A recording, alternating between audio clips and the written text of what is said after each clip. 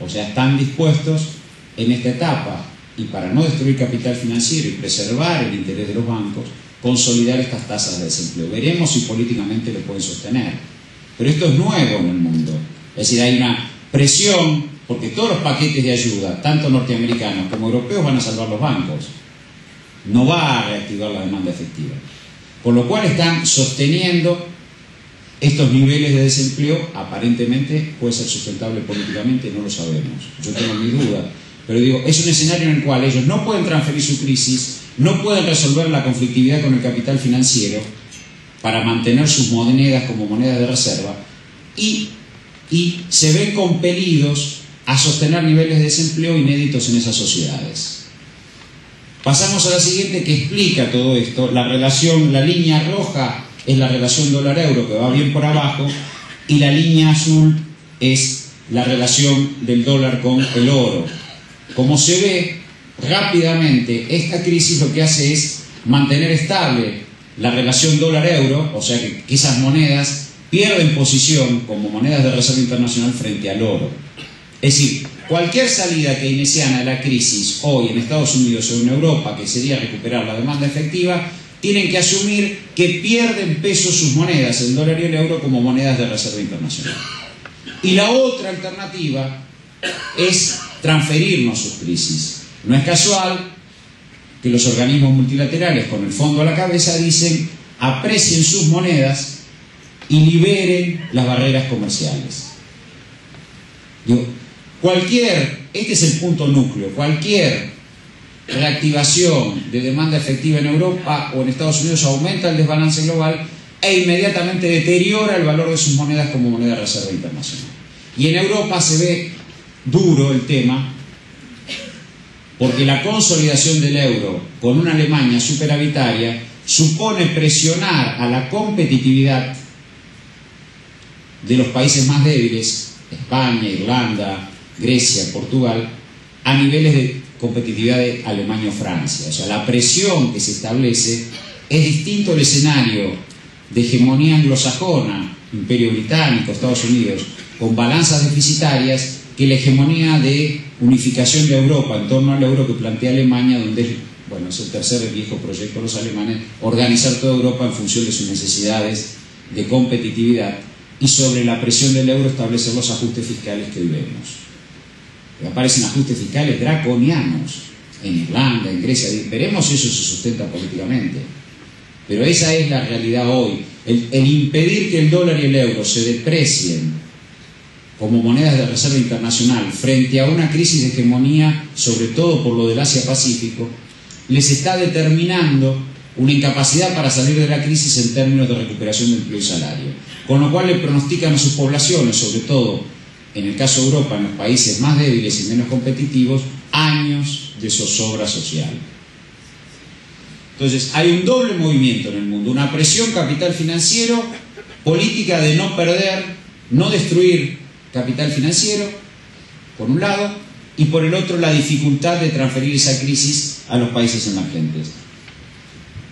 Pasamos a la siguiente. En ese mundo nos movemos, y acá quiero hablar de Latinoamérica y quiero establecer rápidamente una sola diferencia. Argentina, cuando uno habla de Latinoamérica está bien que hablemos de la patria grande. Ahora, Latinoamérica no se comportó igual. Los países más integrados a Estados Unidos, México y Centroamérica, vieron un impacto de la crisis mucho más profundo que las regiones suramericanas. Por eso yo pongo ahí la evolución de los tres principales países de Latinoamérica, Argentina, Brasil y México, y vemos que el comportamiento es disímil. La caída es menor y la recuperación más rápida en Argentina y Brasil respecto de México. Este es el mundo. No quieren transferir la crisis, no pueden resolver su conflicto capital financiero con la necesidad de recuperación de la demanda efectiva, y parecen dispuestos a sostener ajustes draconianos y tasas de desempleo elevado durante un tiempo relativamente importante para esas sociedades. Ahora bien, eso determina lo que se llama la guerra de monedas, por sostener los valores de las monedas de reserva internacional, y tras la guerra de monedas el proteccionismo y la guerra comercial. Entonces acá se hace énfasis, se hace central pensar que Argentina tiene que sostener como nunca aquellos pilares que le han dado autonomía respecto de la volatilidad de mercados. Digo, Argentina aplica políticas públicas en forma autónoma. Pueden ser buenas o malas, nosotros podemos ser unos zapatos, digo, pueden ser buenas o malas, pero nadie puede dudar hoy que la política económica está decidida por la Presidenta de la Nación, que fue votada por los argentinos, en forma autónoma de la volatilidad de mercados y de los mercados. Y la necesidad de profundizar esta autonomía aparece más que nunca en los pilares de excedente comercial, en la balanza internacional, en la balanza de pago, superávit fiscal, una estrategia de desendeudamiento consistente, acumulación de reservas que protejan el valor de la moneda y los ataques especulativos. ¿Por qué? Porque nos da autonomía en un mundo que se nos plantea como muy complejo, muy complejo. Hoy más que nunca es necesario el sostenimiento de esas pilares que han hecho el modelo. Yo voy a hacer un rápido raconto de la política económica, pasamos a la Argentina, cuáles fueron los criterios con que nos manejamos desde julio del 2009, cuando nos tocó asumir el equipo económico que encabeza el ministro Boudou. La verdad que nosotros trabajamos sobre lo que se había hecho previamente, es decir, por primera vez, y les digo, el segundo trimestre, después lo vamos a ver en números del 2009, el segundo y tercer trimestre fueron los más duros, fueron los trimestres de la sequía en el campo, fueron los trimestres de la gripe A, que rompió meses de julio y agosto que eran muy dinámicos en términos de movimiento y de vacaciones y demás en invierno, que impactó la crisis internacional como nunca, fue el peor momento de impacto de la crisis internacional en cuanto a caída del comercio internacional, caída de las importaciones, y fueron los momentos también de inmediato saldo del proceso electoral que, como todos ustedes saben, no fue todo lo bueno que uno esperaba. Ahora, en ese momento se tomaron las decisiones más audaces, más profundas para revertir este escenario. No voy a hablar de todo lo que es la relación de ley de medios, papel, prensa y demás, pero sí lo que es el sostenimiento de una política fiscal y una política monetaria que recuperaran la demanda efectiva. A diferencia de lo que pasa en Europa o en Estados Unidos, donde la plata va a los bancos, acá la plata iba a la gente por decisión clara de recuperación de la demanda efectiva, y rompimos el maleficio de una Argentina que iba a tener varios años de crecimiento y un ciclo nefasto de crisis internacional. Se protegió a la Argentina de la volatilidad de mercados. Primero se trabajó, obviamente, como se venía trabajando, pero con mucha aceleración en el impulso a la demanda, es decir, hubo una combinación de política fiscal y política monetaria expansivas. Hubo decisión de que hubiera plata por la vía fiscal, fundamentalmente, y eso se tradujo en expansión de la inversión pública a niveles del 4% del producto inédito, después lo vamos a ver en detalle. Hubo un proceso de expansión de el nivel de obras descentralizadas a municipios, de rápida recuperación de mano de obra. Hubo un avance de todas las políticas sociales no contributivas que cristalizan en la asignación por hijo, y hubo un programa monetario que apuntó resueltamente a que los medios de pago acompañaran el nivel de actividad. Es decir, no hubo restricción monetaria ni fiscal y dura hasta ahora, y eso ha permitido que la Argentina se recupere muy rápido de la crisis y hoy va a presentar una tasa de crecimiento que oscila en el 9%. Eso impacta sobre el mercado interno y sobre el consumo. Se eligió el consumo interno como dinámica central, y eso se pudo hacer por los pilares de autonomía. En segundo lugar, se trabajó sobre la oferta. La oferta fue cerrar el escenario internacional de debilidad que provocaba la no salida del default.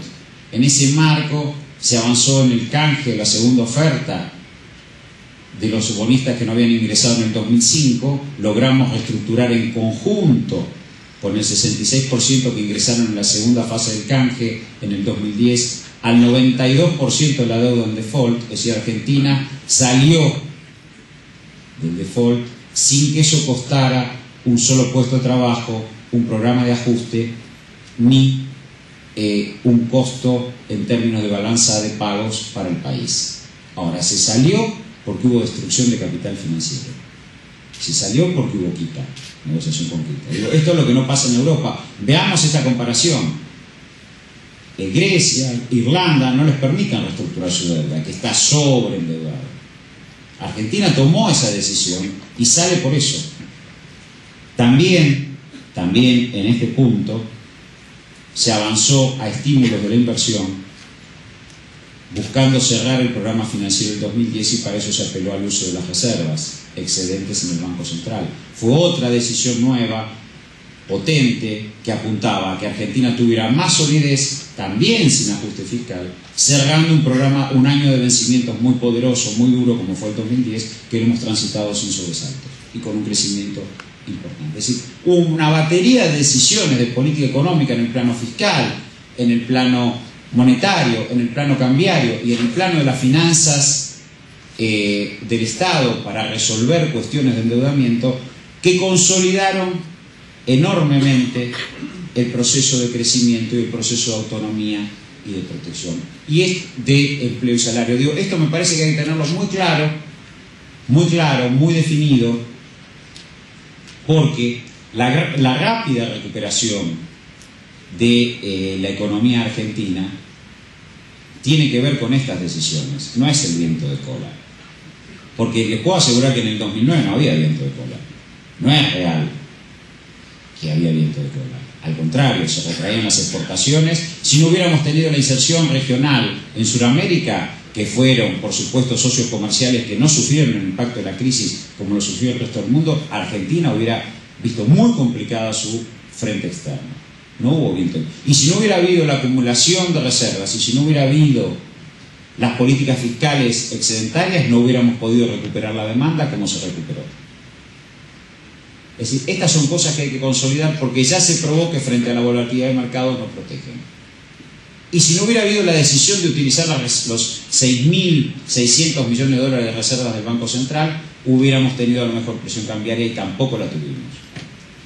Es decir, hubo una batería, y si no hubiéramos avanzado en resolver los problemas residuales del default, estaríamos peor parados hoy frente a un escenario volátil como el que estamos. Y eso se hizo también sin coste social.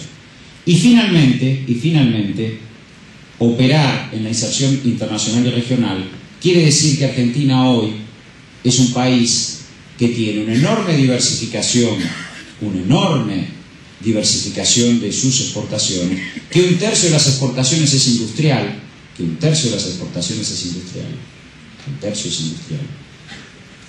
que de ese tercio 65% van a Sudamérica, con lo cual le da una solidez a esa matriz industrial exportadora importante, porque es consumo sostenido, y que además hoy también Argentina ha aumentado la venta de servicios reales al exterior, de consultoría, recursos humanos, aprovechando otra ventaja competitiva. La balanza de servicios reales también se decía. Argentina es mucho más sólida en el frente externo por imperio de sus propias decisiones, y no es real el discurso de la Argentina aislada del mundo, porque si no tendríamos una balanza de pagos muy angosta y muy limitada.